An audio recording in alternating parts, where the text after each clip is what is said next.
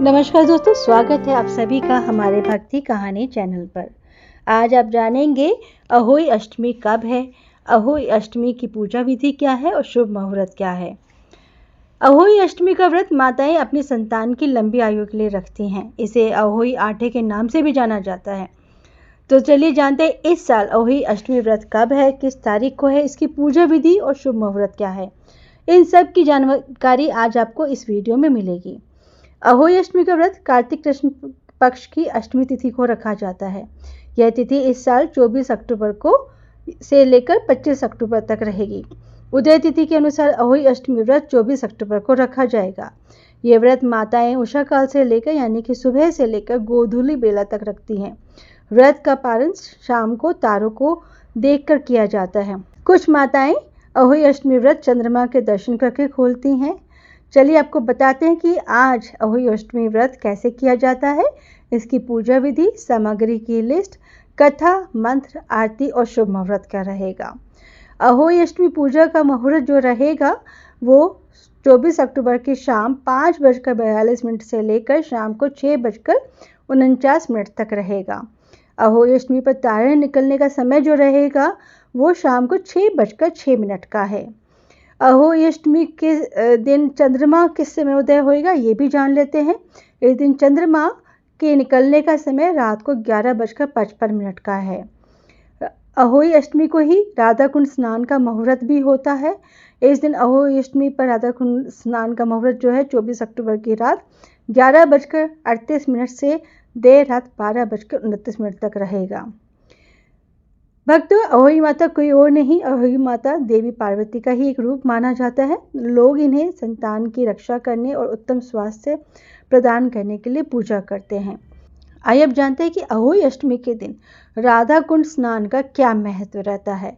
कहते हैं कि जिन जोड़ों को, जिन दंपतियों को संतान प्राप्ति में समस्या आ रही है, उन्हें अहोई अष्टमी के दिन राधा कुंड में डुबकी लगाकर उस पवित्र कुंड में खड़े होकर राधा रानी की पूजा करनी चाहिए। माना जाता है कि इससे संतान सुख अवश्य प्राप्त होता है।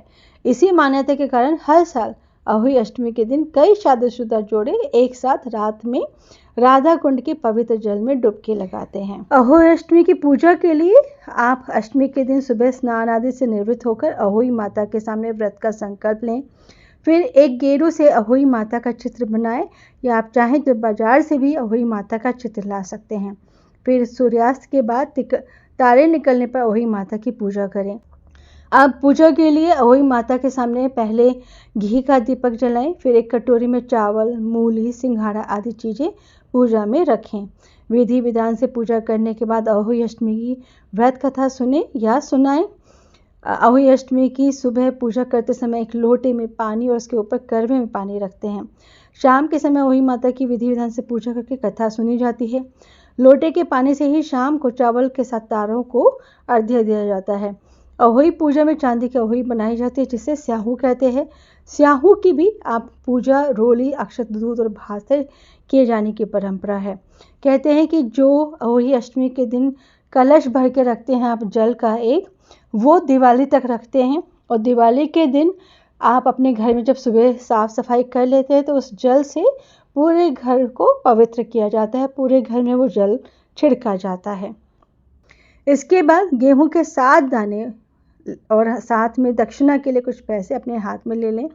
सच्चे मन से अहोई माता की कथा सुनें। कथा के बाद गेहूं के दाने और दक्षिणा अपनी सास को दे दें। फिर उनके पैर छूकर उनका आशीर्वाद ले लें। फिर तारों या फिर चंद्रमा को अर्घ्य देकर अपना व्रत खोलें।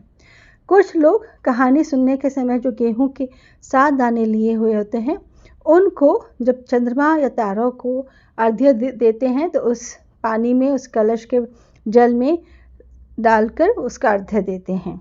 अहोई अष्टमी व्रत के कुछ नियम भी होते हैं। अहोई अष्टमी की पूजा कार्तिक कृष्ण पक्ष की अष्टमी के दिन प्रदोष काल में की जाती है और इस दिन महिलाएं अन्न और जल कुछ भी ग्रहण नहीं करती हैं। शाम में जो शुभ मुहूर्त में अहोई भगवती की पूजा करते हैं। अहोई अष्टमी जो है व्रत ये संतान के दीर्घायु और निरोगी काया के लिए रखा जाता है और इस दिन माताएं जो है खासकर ध्यान दें कि इस दिन कोई भी नुकीली चीज़ को हाथ ना लगाएं, जैसे कि धागा, सुई हुआ घर में यूज़ करने के लिए जो नाइफ़ यूज़ करते हैं, चक्कू यूज़ करते हैं, इन सब चीज़ों को बिल्कुल भी हाथ न लगाएं।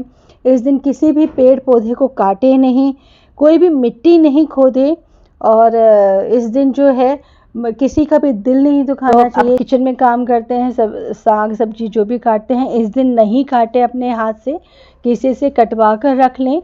अगर आपको भोजन बनाते दफ़ा जो भी चक्कू का प्रयोग करना होता है वो इस दिन नहीं करना चाहिए। कैंची नहीं चलानी चाहिए, सुई धागे का प्रयोग नहीं करना चाहिए, कुल्हाड़ी नहीं यूज़ करनी चाहिए। कई बार हम लोग क्या करते हैं, अपने घर में गमलों में गुड़ाई करने के लिए जो है कुछ यूज़ करते हैं, तो वो नहीं, कभी भी इस दिन जो है मिट्टी से गुड़ाई नहीं करनी चाहिए। गमलों में मिट्टी का या ज़मीन से जो भी रिलेटेड जो भी चीज़ होती है वो उस दिन नहीं करनी चाहिए। तुलसी माता के पत्ते भी नहीं तोड़ने चाहिए इस दिन। तो इन सब बातों का आपको पूरा ध्यान रखना है, जो भी माताएं अहोई अष्टमी का व्रत कर रही हैं। तो अहोई अष्टमी के दिन आप भोग में आप क्या क्या ले सकते हैं। आप इस दिन गुलगुले बना सकते हैं।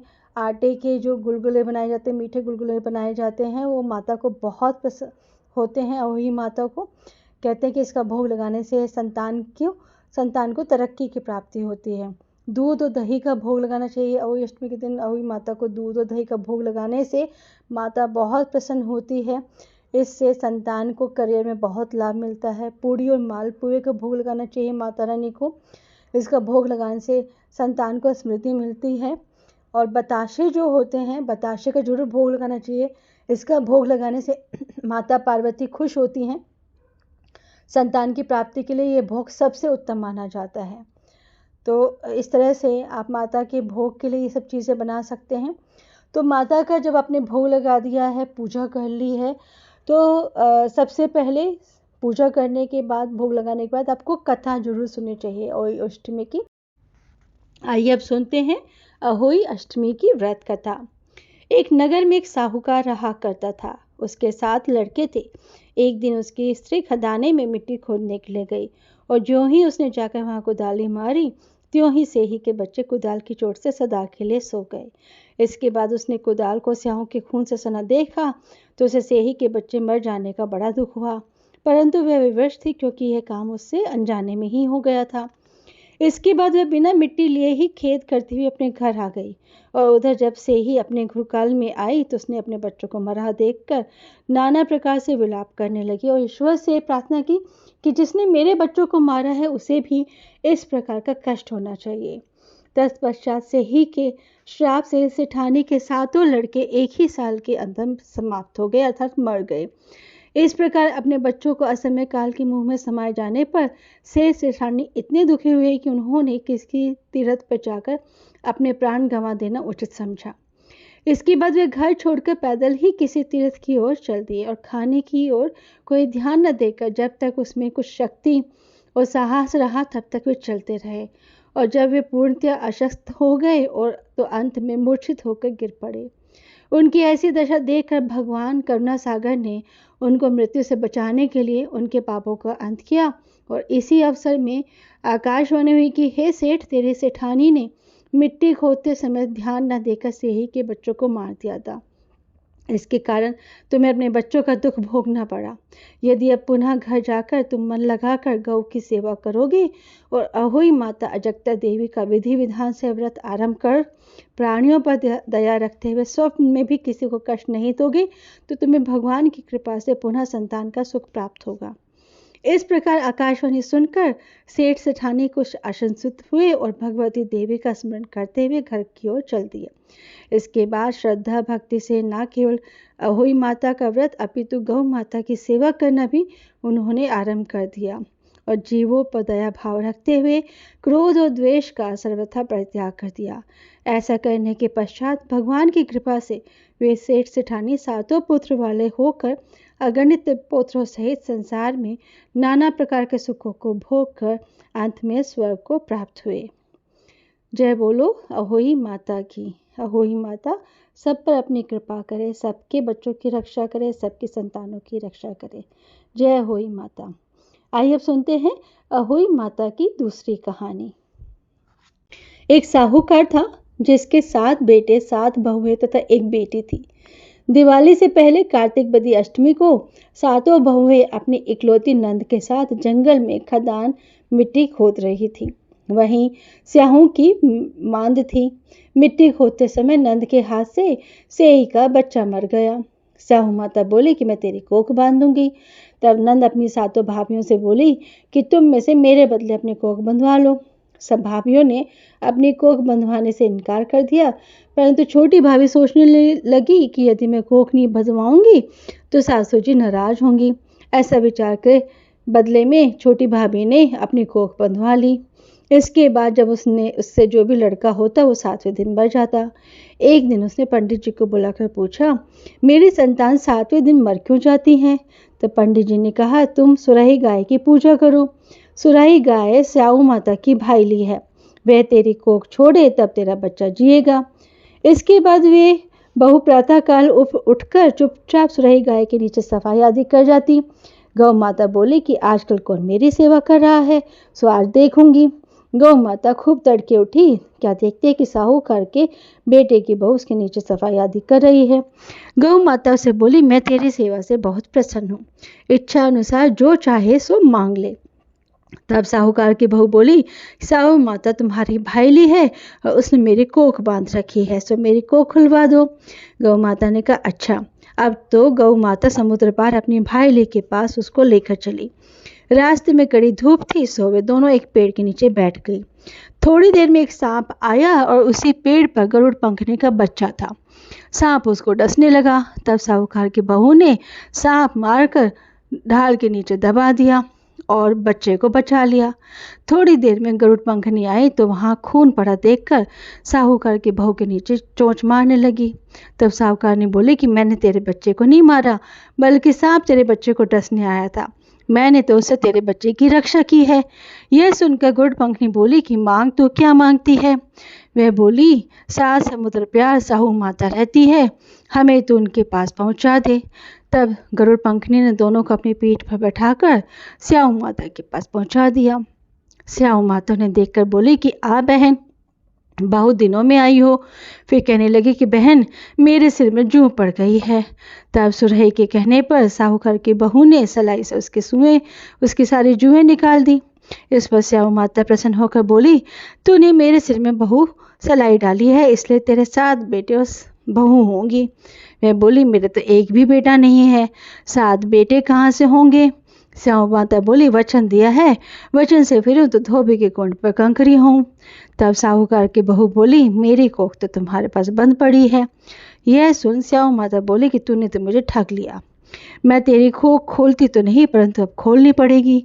जा, तेरे घर तुझे 7 बेटे और बहुएं मिलेंगे, तो जाकर उजमन करियो, 7 अहोई बनाकर 7 कढ़ाई करियो। वे लौट कर घर आई तो वहां देखा कि 7 बेटे बहुए बैठे हैं। वे बहुत खुश हो गई। उसने 7 अहोई बनाई, 7 उजमन किए तथा 7 कढ़ाई की। रात्रि के समय जेठानी आपस में कहने लगी कि जल्दी जल्दी नहाकर पूजा कर लो, कहीं छोटी बच्चों को याद करके रोने न लग जाए। थोड़ी देर में उन्होंने अपने बच्चों से कहा, अपनी चाची के घर जाकर देख कर तो आओ कि आज वह अभी तक रोई क्यों नहीं है। बच्चों ने जाकर कहा कि चाची तो कुछ मान रही है, खूब उजमन हो रहा है। यह सुनते ही जेठानिया दौड़ी दौड़ी उसके घर आई और जाकर कहने लगी कि तूने कोख कैसे छुड़ाई? वह बोली, तुमने तो कोख बंधाई नहीं, सो मैंने कोख बंधा ली थी। अब स्याऊ माता ने कृपा करके मेरी कोख खोल दी है। स्याऊ माता ने जिस प्रकार उस साहूकार की बहू की कोख खोली, उस प्रकार हमारी भी खोलियो। कहने वाले, सुनने वाले, बोलने वाले की तथा सब परिवार की कोख खोलियो। जय ओही माता, जय स्याऊ माता। भक्तों, आप जैसे कि सभी जानते ही हैं कि कोई भी व्रत कथा बिना आरती के अधूरी मानी जाती है। तो आइए सुनते हैं अहोई माता की आरती। जय अहोई माता, जय अहोई माता, तुमको निस दिन ध्यावत हर विष्णु विधाता। ओम जय अहोई माता।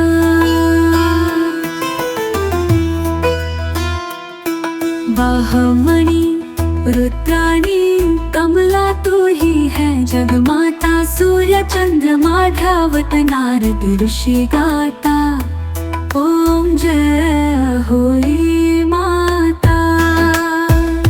माता रूप निरंजन सुख संपत्ति दाता, जो कोई तुमको ध्यावत नित मंगल पाता, ओम जय होई माता।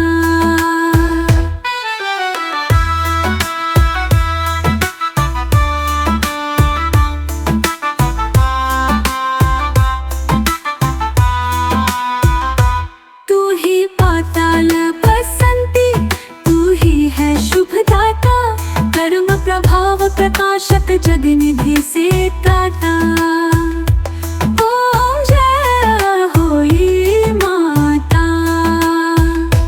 जिस घर थारू वासा, वाही में गुण आता, कर ना सके सोई कर ले मन नहीं धड़काता, ओम जय होई माता। तुम बिन सुख न होवे, न कोई पुत्र पाता, खान पान का वैभव तुम बिन नहीं आता, ओम जय होई माता। शुभ गुण सुंदर युक्ता, शीर्ण निधि जाता, रत्न चतुर्दश को कोई नहीं पाता, ओम जय होई माता। श्रेया होई माँ की आरती, जो कोई गाता, पूर्व मंग अति उपजे पापो तर जाता, ओम जय होई माता। दोस्तों, अगर आपको ये वीडियो पसंद आई है तो आप प्लीज़ इसे लाइक और शेयर अवश्य कीजिएगा। अगर इस चैनल पर नए हैं तो इस चैनल को सब्सक्राइब करना ना भूलें। जय श्री राधे राधे।